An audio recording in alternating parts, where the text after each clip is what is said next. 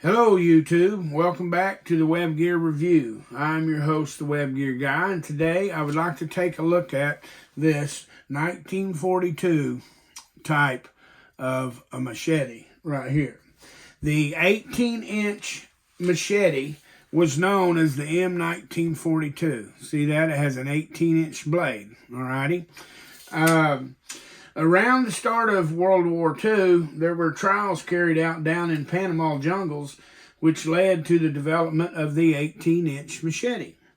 And therefore, it was liked a whole lot better than a 22-inch blade machete that the M-1939 had.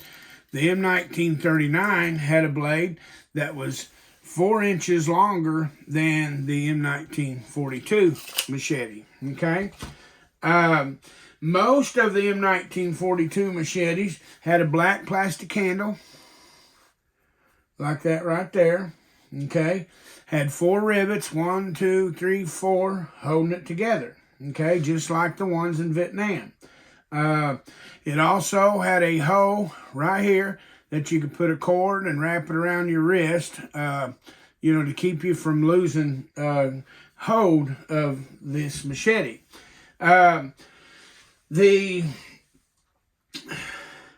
known manufacturers of the M1942 machete are True Temper, a company called DISTON, and Collins and Company, which appears to be the most common of the 3 companies. So those are 3 of the known makers of the M1942 machete. Now, let's take a closer look at this machete right here, okay? The overall length of this thing is about 23.5 inches long, okay? The handle part of it, of course, the blade is 18, like I showed you, and the handle is about 5.5 inches long right there, okay?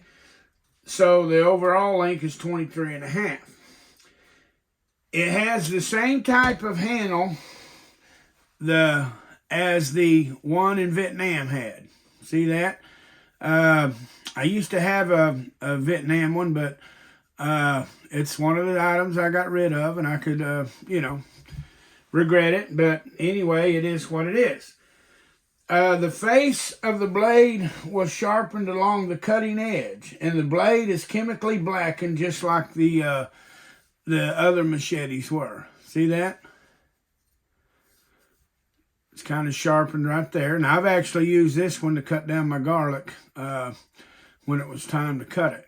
But anyhow, I didn't use it to cut my garlic until I found out something about this particular machete. And we're getting ready to go into those facts right now, okay? The blade is stamped. Look at that. United States Marine Corps, Mark II, 1944. Notice that WSI, okay? Now, I bought this here particular machete back in the middle of the 1980s for $23. At that time, I had thought I'd hit the jackpot. I went by an old roadside auction, I stopped, and I actually went back when the auction started at 6 o'clock just to try to get this machete. But anyway, I thought I'd had the jackpot, hit the jackpot. But however, a year or 2 later, I had some new information. I got a new information book in my library about World War II military gear. And a copy of Doughboy to GI, signed by the author Ken Lewis. On page 189 in Ken Lewis' book, Doughboy to GI, he states, I quote, "The machetes by the SWI manufactured can be found bearing World War II dates. They were, in fact, not made until post-war." See, so up until then, I thought I had me a little jewel. Of course, it's still a very well-built machete, but I thought I'd had me a little jewel there. But according to Ken Lewis, author of GI to Doughboy, he claims that it is not, okay? So let me go into a little more. So SWI stands for the company named Shriek Wholesale Incorporated.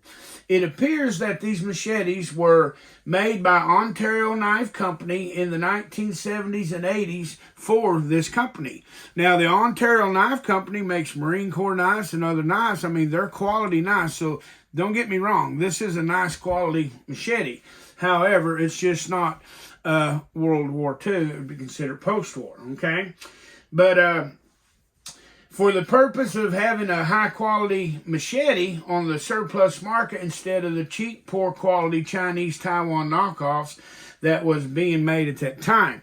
If you was back in that time in the early 80s, you know there was some cheap crap. There was some stuff coming out of Japan and Taiwan, and I mean, it was laughable. You'd hit something and it just bent, okay? So supposedly these were made for that company to have a nice quality machete at a surplus price. However, M.H. Cole, author of U.S. military knives and bayonets and machetes, which set the standard for collectors on military knives, bayonets, and machetes. Now, according to this guy, he says, has the SWI machete listed in his book, and therefore has made the SWI machete a legitimate World War II collectible. So, according to G.I. the Doughboy, Ken Luth, this is not original. According to Cole's book, which set the standard on military knives and collecting, you know, he says it is. Anyway, the way I understand it, M.H. Cole has more than one book on the subject. Book 1, Book 2, and Book 3. I have seen that he has a new book in print called The Best of U.S. Military Knives, Bayonets, and Machetes, only for $442 if you guys want to run out and get you one. You know, if they'd lower the price on that, he could sell 10 times the amount of books. But, you know, I understand. Took a lot of research. But anyway, I'm curious if he has addressed the issue of the charges made against the SWI machete in this book. If anyone out there knows about this new book, please leave a comment and let us know. According to one very highly regarded collector of World War II items, he says it is not World War II. According to the information in M.H. Cole's book, he says it is. But I'm just curious if M.H. Cole has corrected that information in his book. Thanks for watching the Web Gear Review.